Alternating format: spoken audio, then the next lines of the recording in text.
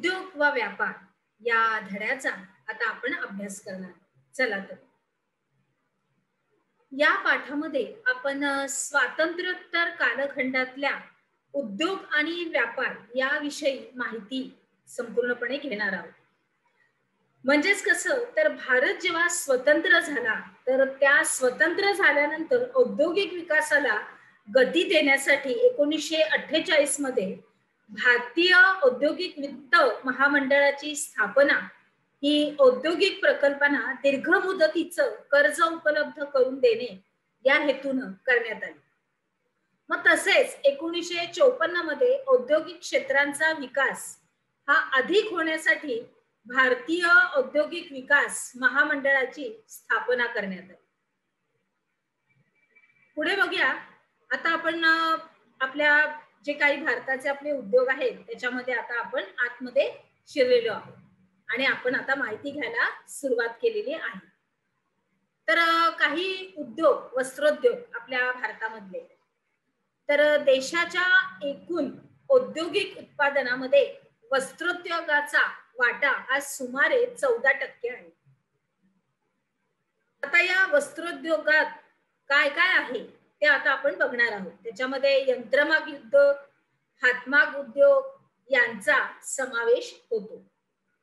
आता हातमाग उद्योग हा श्रमप्रधान असा आहे आणि टेक्सटाईल कमिटी ऍक्ट 1963 नुसार वस्त्रोद्योग समितीची स्थापना ही करण्यात आलेली आहे आणि देशांतर्गत बाजारपेठ आणि निर्यातीसाठी तयार केल्या जाणाऱ्या वस्त्रांची गुणवत्ता निश्चित असं करण्याचे काम या समितीचं आहे. पुढचा बघूया रेशीम उद्योग. वस्त्रोद्योग मंत्रालयाच्या अंतर्गत या उद्योगाचं काम चालतं. आता जो रेशमी किड्याच्या जाती आणि तुतीच्या झाडावरील संशोधन बंगळुरू येथील सोरी बायोटेक रिसर्च लॅबोरेटरीमध्ये हे केलं जातं आणि मग हा उद्योग प्रामुख्याने कर्नाटक, आंध्र प्रदेश, पश्चिम बंगाल, जम्मू काश्मीर या संपूर्ण राज्यामध्ये होतो. तसंच या उद्योगाचा प्रसार आदिवासी बहुल राज्यामध्ये केला जात आहे. पुढे बघूया ताग उद्योग. तर ताग उद्योगामध्ये भारत हा प्रमुख देश आहे आणि भारतातून मोठ्या प्रमाणावर ताग उत्पादनाची ही निर्यात होते. आता या तागापासून कापड, गोणपाट, दोरखंड इत्यादी वस्तू आपल्याला मिळतात. पुढचं आहे हस्तशिल्प. आता हे जे आहे हे श्रमप्रधान क्षेत्र आहे. अधिक रोजगार क्षमता, कमी गुंतवणूक, अधिक नफा, निर्यातीला प्राधान्य आणि अधिक परकीय चलन याच्यामुळं हस्तशिल्प क्षेत्रामध्ये शिल्पकारांना रोजगार मिळाला.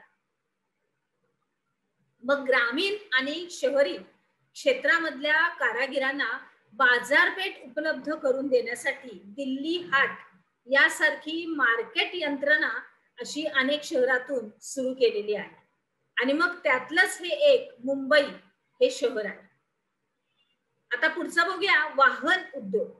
तर वाहन उत्पादनामध्ये भारत हा एक प्रमुख देश आहे आणि भारतातून 40 देशांना वाहनं ही निर्यात केली जातात आणि भारतातील वाहन उद्योगाला सनराइज क्षेत्र असं म्हटलं जातं. काय म्हटलं जातं? सनराइज क्षेत्र.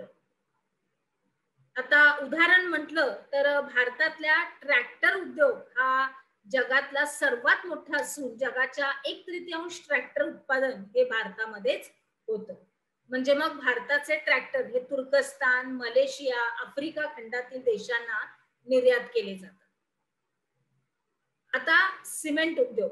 तर गृहनिर्माण आणि पायाभूत संरचनेच्या विकासामध्ये सिमेंट उद्योगाची भूमिका ही अतिशय महत्वाची आहे. मग तंत्रज्ञानाबाबत सर्वाधिक प्रगत उद्योगांपैकी हा एक उद्योग आहे. सध्या भारत हा जगामध्ये सिमेंट निर्मितीत हा महत्वाचा देश आहे. पुढचा आहे चर्मोद्योग. तर भारतातला हा सगळ्यात मोठा उद्योग असून हा निर्यातभिमुख असा उद्योग आहे. बरोबर. त्याच्यानंतर येतो मीठ उद्योग. तर भारत हा सध्या मीठ उद्योगातील प्रमुख देश आहे आणि भारतामध्ये मिठाचं वार्षिक उत्पादन हे 200 टन लाख होतं. किती? 200 लाख टन. आणि आयोडीन युक्त मिठाचं उत्पादन 60 लाख टन इतकं होतं. तसंच सायकल उद्योग, तर सायकल उत्पादनामध्ये भारत हा जगामध्ये सगळ्यात अग्रेसर आहे अगदी. आणि पंजाब आणि तामिळनाडू या राज्यामध्ये सायकलिंगचं उत्पादन हे होतं. पुढे बघूया आपण काय शिकलो या अंतर्गत. तुम्हाला टिपा लिहायच्या आहेत. रेशीम उद्योग, मीठ उद्योग आणि हस्तशिल्प. आणि अर्थात याची उत्तरं तुम्हाला तुमच्या वहीमध्ये व्यवस्थित नमूद करायचे. बरोबर? आलं लक्षात? चला पुढे जाऊया.